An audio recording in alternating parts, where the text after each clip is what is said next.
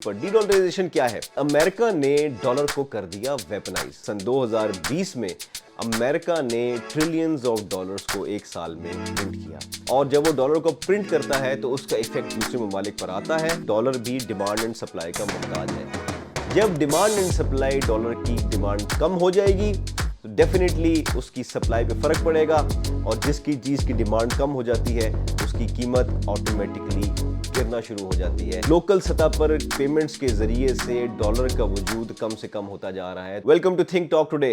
दुनिया डॉलर से निजात हासिल करने की तरफ जा रही है या नहीं? डी डॉलराइजेशन का कॉन्सेप्ट है, बात करेंगे आज डी डॉलराइजेशन के ऊपर। डी डॉलराइजेशन क्या है? वर्ल्ड वॉर 2 के बाद जो दुनिया में तबादले का सिस्टम राइज था उसमें हमेशा से स्टैंडर्ड गोल्ड रहा है, लेकिन वर्ल्ड वॉर 2 के बाद करेंसी में अमेरिका को एक सब्स्टिट्यूट के तौर पर करेंसी के गोल्ड के सब्स्टिट्यूट के तौर पर करेंसी को मान लिया गया, और दुनिया में जितनी भी ट्रांजैक्शंस होनी थी, गुड्स एंड सर्विसेज की एक्सचेंज होनी थी, उसके लिए तमाम ममालिक ने इत्तेफाक कर लिया। और अमेरिका ने डिक्लेयर कर दिया कि मैं $35 पर आउंस एक मुकर्रर कर दी गई, उसकी कीमत मुकर्रर कर दी गई, और दुनिया के तमाम ममालिक से कहा कि आपने अगर अपनी करेंसी डॉलर के अगेंस्ट गोल्ड लेना है तो आप कभी भी आए, हम आपको आपका गोल्ड दे देंगे, इसलिए आपको इसके लिए परेशान होने की ज़रूरत नहीं, आप डॉलर को एज स्टैंडर्ड रिज़र्व करेंसी इस्तेमाल कीजिए। यूँ तमाम दुनिया में स्टैंडर्ड करेंसी के तौर पर डॉलर का रिवाज हो गया। इसके साथ ही जो एक एग्रीमेंट हुआ प्रेसिडेंट रूजवेल्ट का और सऊदी शाही ख़ानदान का, तेल की दरियाफ्त के बाद कि पेट्रोलियम की जितनी भी तिजारत होगी वो पेट्रो डॉलर में होगी, यानी कि डॉलर के ज़रिए ही उसकी ख़रीदो फ़रोख्त होगी, और उसके बदले अमेरिका सिक्योरिटी प्रोवाइड करेगा सऊदी शाही ख़ानदान को और उनकी रियासत को।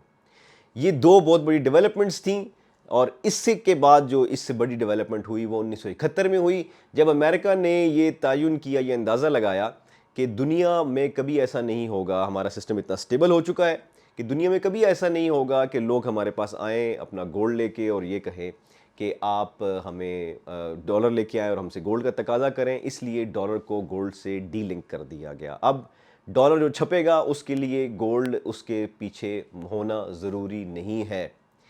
ये सब चीज़ें चलती रहीं, रिज़र्व स्टेटस भी डॉलर का कायम रहा, पेट्रो डॉलर का भी स्टेटस कायम रहा, लेकिन अमेरिका ने डॉलर को कर दिया वेपनाइज। अमेरिका ने डॉलर को एक हथियार के तौर पर फॉरेन डिप्लोमेसी के लिए इस्तेमाल करना शुरू कर दिया, और जिस मुल्क को भी उसने सज़ा देनी होती थी उसके फॉरेन एक्सचेंज रिज़र्व जो कि अमेरिकन बैंक्स में ही मौजूद होते हैं उनको मुंजमद कर दिया जाता था। उसकी बहुत सारी मिसालें हमारे सामने ईरान की मौजूद है। ईरान के अलावा पिछले दिनों जो बहुत बड़ी डेवलपमेंट हुई उसमें रशिया के एसेट्स को, जो कि $100 बिलियन के थे, उनको मुंजमद कर दिया।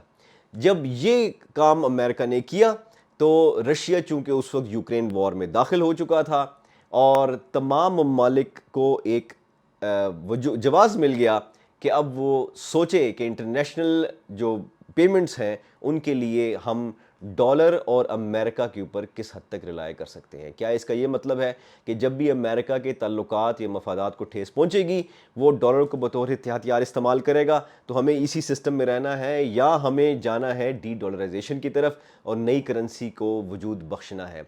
ऐसे में हम ने देखा कि ब्रिक्स ने अपने मौजूदा जो उनका इकट्ठ हो रहा है उसमें साउथ अफ्रीका के अंदर, उसमें अगरचे नई करेंसी के वजूद में लाने का वो ऐलान नहीं कर रहे, लेकिन एक बहुत बड़ी डेवलपमेंट ये है कि कल ही इंडिया ने जो यूएई के साथ एक ऑयल पेमेंट की एग्रीमेंट किया, वो किया है इंडियन रूपी के अंदर। ब्रिक्स के ज़रिए ये रवाज दिया जा रहा है कि लोकल करेंसीज़ के अंदर ट्रेड को वजूद दिया जाए, लोकल करेंसीज़ के ट्रेड के अंदर ट्रेड को उभारा जाए और उसको डॉलर के मुतबादिल के तौर पर वजूद बख्शा जाए। इसके साथ ही आपने ये देखा होगा कि दुनिया के तमाम ममालिक में रिसेशन का पीरियड चलता रहा है। तमाम दुनिया के ममालिक में इन्फ्लेशन भी कायम रहा हुआ, और अशियाए खुर्दोनोश की कीमतों से लेकर तकरीबन तमाम अशिया की कीमतें बढ़ गईं। उसकी वजह भी डॉलर ही है, क्योंकि सन 2020 में अमेरिका ने ट्रिलियंस ऑफ डॉलर्स को एक साल में प्रिंट किया, क्योंकि अब अमेरिका को 1971 से गोल्ड रखने की ज़रूरत नहीं है। وہ اپنے ہاں جتنا چاہے ڈالر کو پرنٹ کر سکتا ہے، اور جب وہ ڈالر کو پرنٹ کرتا ہے تو اس کا ایفیکٹ دوسرے ممالک پر آتا ہے۔ امریکہ ہولڈ کرتا ہے سوئفٹ سسٹم آف پیمنٹ کو بھی۔ یہ جو دو ہتھیار اور بھی امریکہ کے پاس ہیں، یہ بھی کمزور ہوتے ہوئے پڑتے ہوئے ہمیں نظر آ رہے ہیں۔ اور جب ہم دیکھتے ہیں کہ ڈی ڈالرائزیشن ہو رہی ہے along with دی برکس جو اتحاد بنا ہوا ہے اس کے اندر، اور لوکل سطح پر پیمنٹس کے ذریعے سے ڈالر کا وجود کم سے کم ہوتا جا رہا ہے، تو ہمارے جیسے ملکوں کے لیے اس میں کیا مستقبل کی نوید ہے؟ ہمارے لیے خبر یہ ہے کہ ڈالر کام کرتا ہے ڈیمانڈ اور سپلائی کے اوپر۔ ڈالر اور پاکستانی روپی یا انڈین روپی یا جرمن کرنسی کے اندر ڈالر میں ریٹ کا فرق اصولی طور پر نہیں ہونا چاہیے، یہ تو محض کرنسی ہے۔ لیکن ایک اور جو امریکن ڈومیننس کریٹ کرنے کے لیے جو ایک حربہ استعمال کیا گیا کہ کرنسیوں کی قیمتوں کو بھی فرق کر کے ان کو فلوٹنگ ایکسچینج ریٹ پر لے آیا گیا۔ اس کا مطلب یہ ہے کہ اب ایک ڈالر 300 پاکستانی روپے کے برابر ہے آج کے وقت جب ہم یہ ویڈیو ریکارڈ کر رہے ہیں، تو یہ ویسے ہی ڈالر کی ایک گلوبل ڈومیننس قائم ہو جاتی ہے۔ لیکن یہ اصول اس لیے قائم ہے کہ ڈالر بھی ڈیمانڈ اینڈ سپلائی کا محتاج ہے۔ جب ڈیمانڈ اینڈ سپلائی، ڈالر کی ڈیمانڈ کم ہو جائے گی تو ڈیفینیٹلی اس کی سپلائی پہ فرق پڑے گا، اور جس کی چیز کی ڈیمانڈ کم ہو جاتی ہے اس کی قیمت آٹومیٹکلی گرنا شروع ہو جاتی ہے۔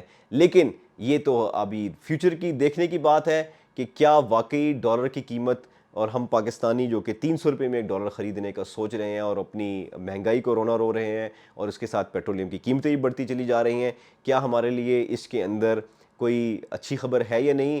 تو بات یہ ہے کہ ہمارے ہاں اس چیز کے اوپر اول تو کوئی ڈیبیٹ نہیں ہے۔